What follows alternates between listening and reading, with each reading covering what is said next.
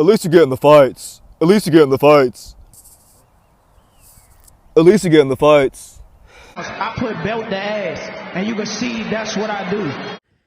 The untouchable True School Sports Empire proudly presents something the boxing game's been missing. Hey, what's going on? It's your boy BT, and I came here to talk some boxing with the thousands of True School Sports subscribers. All right, so I wanted to come here and highlight one of the fights this weekend in boxing that I think is not getting talked up enough. I think it's flying under the radar, and it just so happens to be on the draw and Stanionis undercard. So let's talk about it, because on one side you're gonna have Camden, New Jersey's very own, the former featherweight champion, Raymond Ford, second fight as a super featherweight, looking to really show the world that, hey, he is one of, if not the best fighter in this weight class.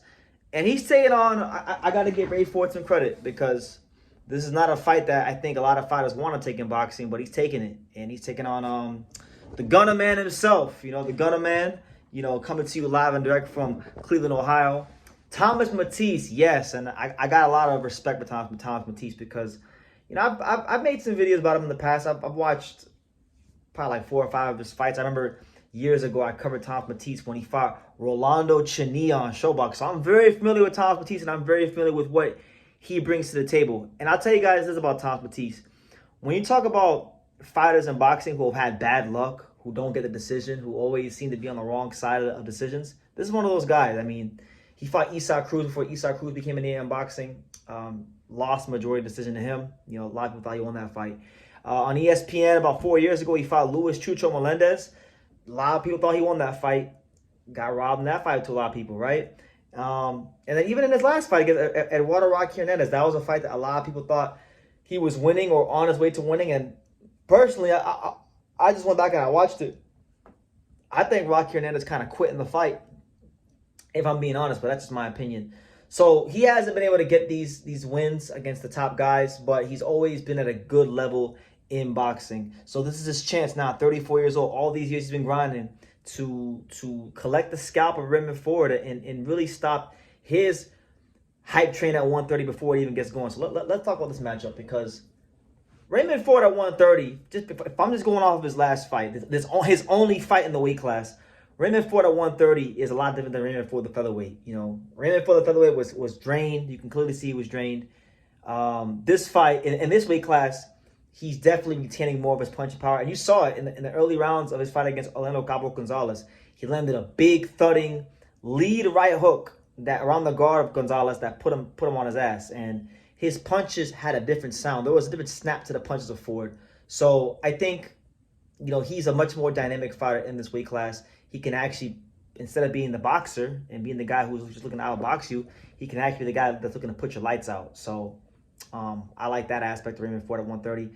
Mattice, he's always been a bigger 130 pounder. He's a 5'9", 130 pounder, and he's pushing by what, 73 inch reach. So he's gonna have a height and a reach advantage, Raymond Ford.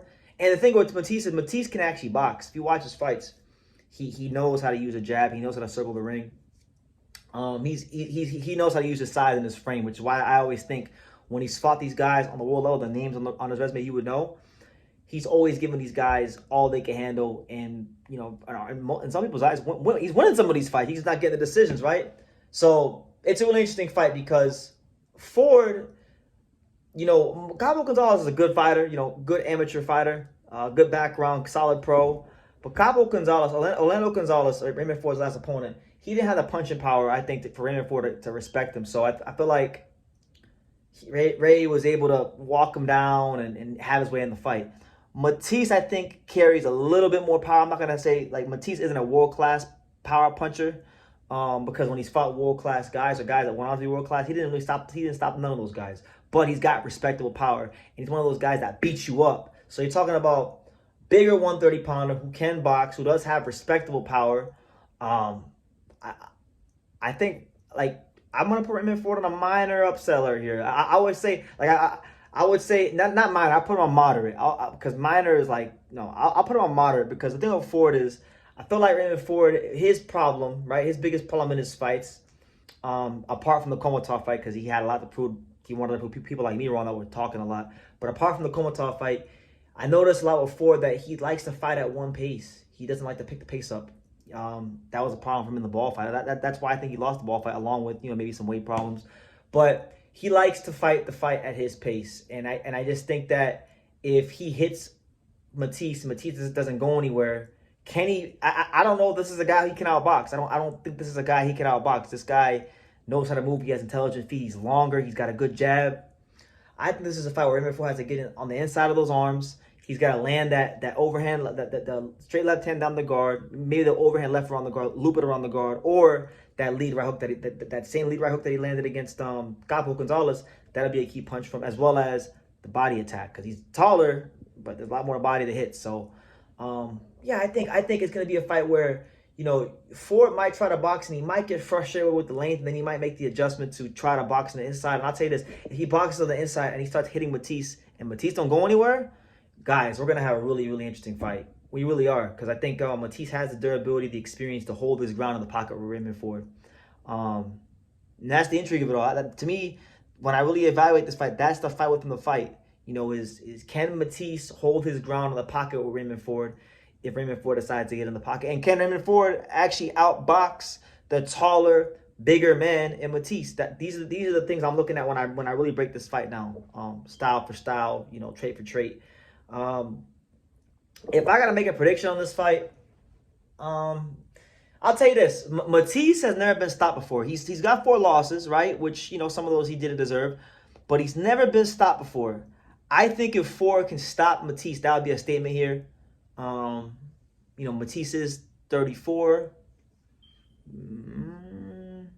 I'm gonna say Raymond Ford. I'm not gonna pick Raymond Ford by stoppage, but I'm gonna say Raymond Ford wins this fight very similarly to the way he won his last fight. I think he'll beat Mattice.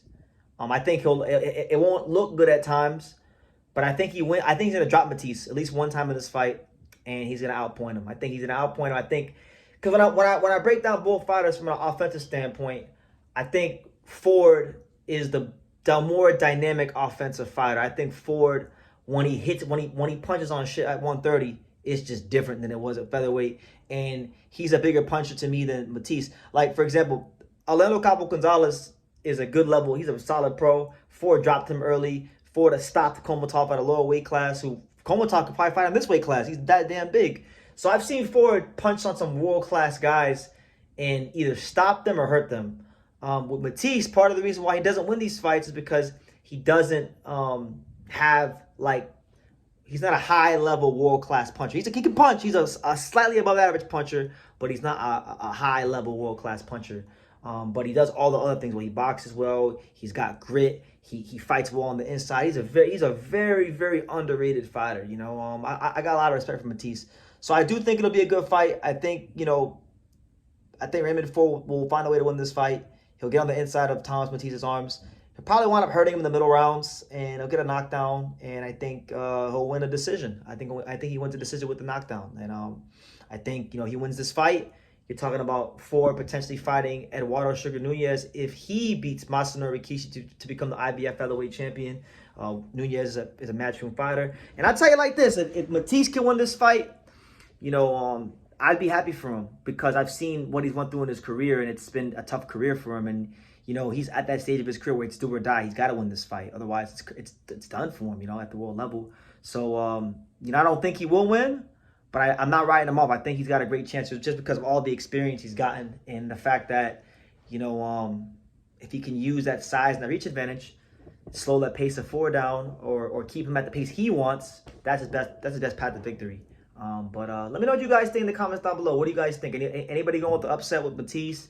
I like both fighters. I think Ford just has a little bit more right now at this stage of his career. This fight would have happened a couple years ago, I might lean towards Mattice. But right now, where they're fighting, I'm going to go with Ford. I like what I saw a lot from him at 130 in his first fight. But this is a different challenge for him, so we'll see how it goes. But leave your comments down below. Make sure you guys take the time to subscribe. And like I say in every single one of these videos, you can love me or you can hate me, but I'm just a kid from Dania. So until next time, take care, guys. Thank you for watching another video on the untouchable True School Sports Empire. For more world-class boxing content just like this, make sure you click right here and definitely subscribe.